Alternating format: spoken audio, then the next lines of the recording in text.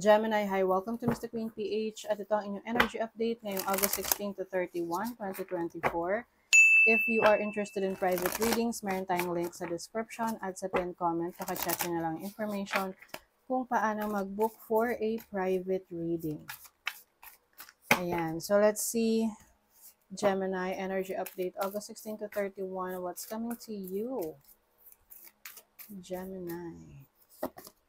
Beauty. Ayan. So, you are going to pay attention sa iyong physical appearance. Ang beauty naman, hindi lang sa panlabas, no? But also within you.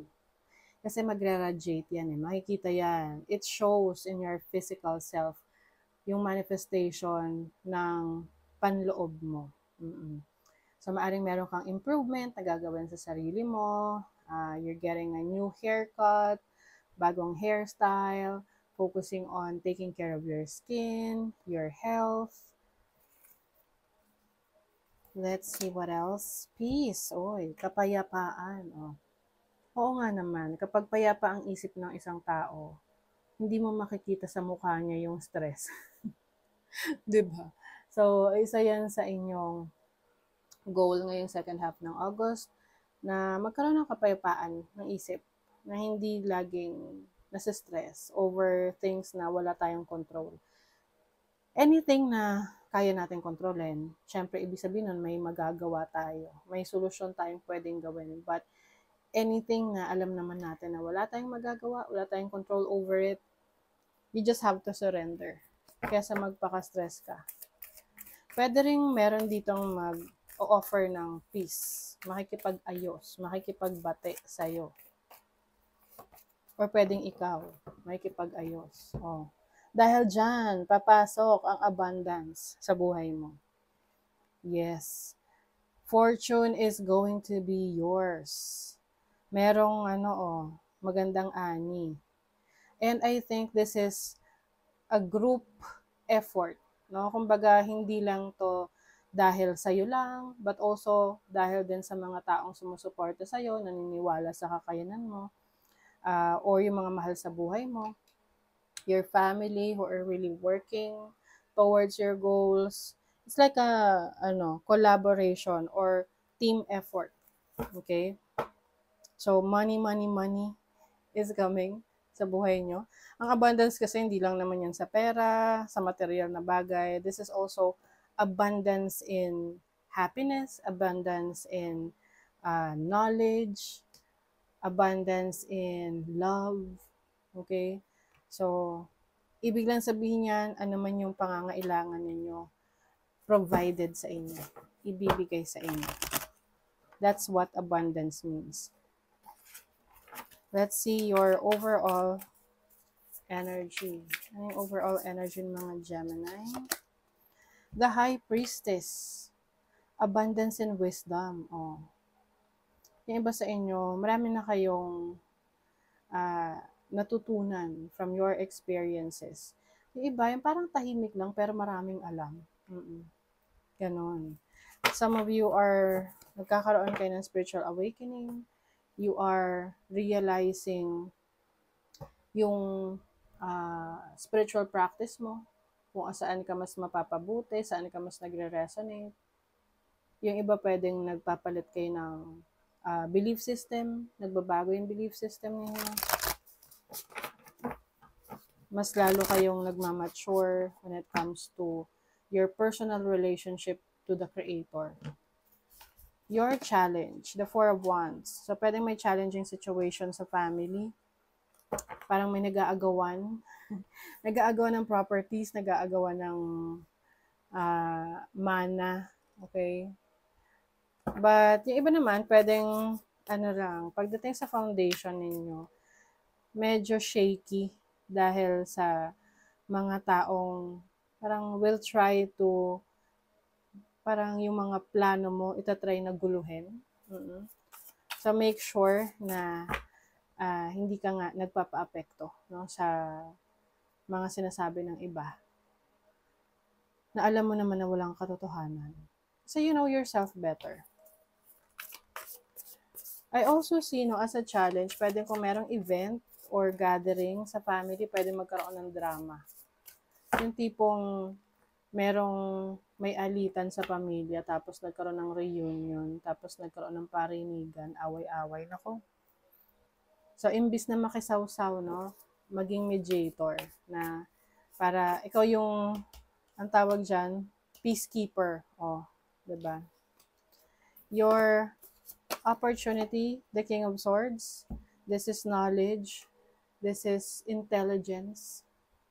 I think, mas strategic ka sa mga gagawin mong actions moving forward. Can be sa trabaho mo, sa business, sa career mo. Some of you, mas importanteng manahimik, no? Kumbaga, yung silence ninyo is power. Maaring hindi kayo masyadong magiging open sa iba tungkol sa mga plano ninyo. Kasi the more na nagsishare ka ng mga plano mo, the more na may pwedeng makialam or gumulo sa plano mo. Oo.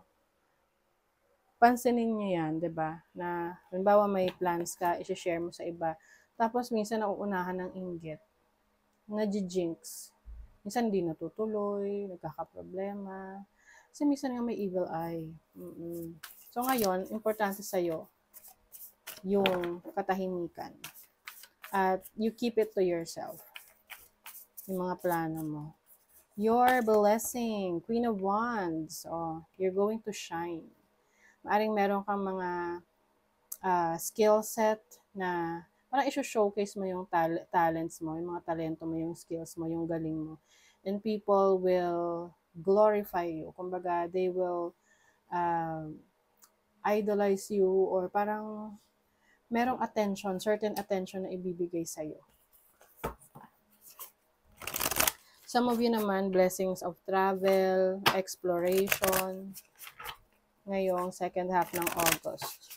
So, money, career, finances, you have the Three of Cups. O, may celebration.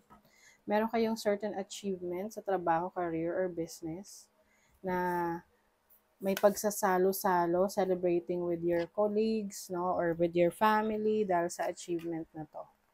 You have the Five of Wands. Very competitive ka sa work, sa career mo. Kaya naman, siguro meron kang mga na-attract na competitors din or people na itatry na i-challenge ka sa sitwasyon mo ngayon. Halimbawa sa trabaho, ikaw ay nakaka-receive ng recognition, awards, maganda yung performance mo. So may mga taong will try to prove to you na mas magaling sila sa'yo. But as long as you are focused on improving yourself, it doesn't matter kung merong mga tao na makikipagkompetensya sa'yo eh. Kasi ang dapat mong kompetensya lagi, sarili mo. You should always be better than your old self, your old version. So, you will keep on improving, diba? So, sa iyong love life, Page of Cups, Knight of Cups, yung iba sa inyo, Gemini, kung single kayo, ang dami nyong admirers. Well, actually, kahit may relationship kayo, meron pa rin nag-a-admire sa inyo.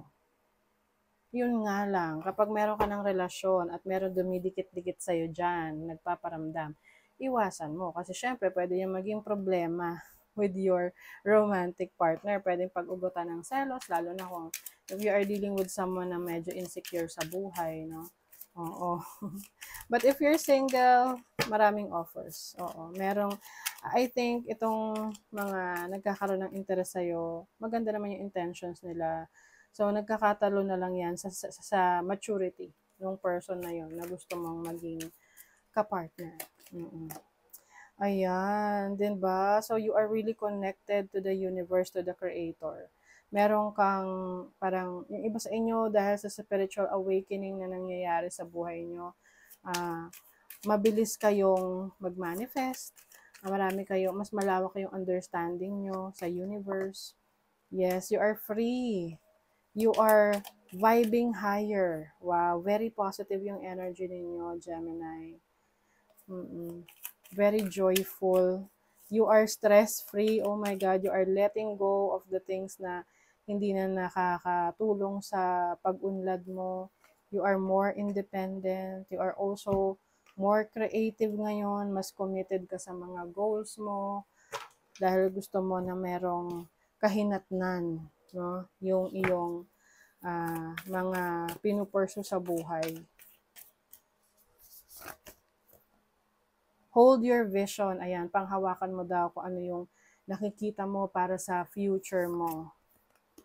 What do you need to release? So, ayan na. Sinasabi ko sa inyo, ile-let go ninyo. Meron kayong kailangang i-let go that is no longer serving your highest good.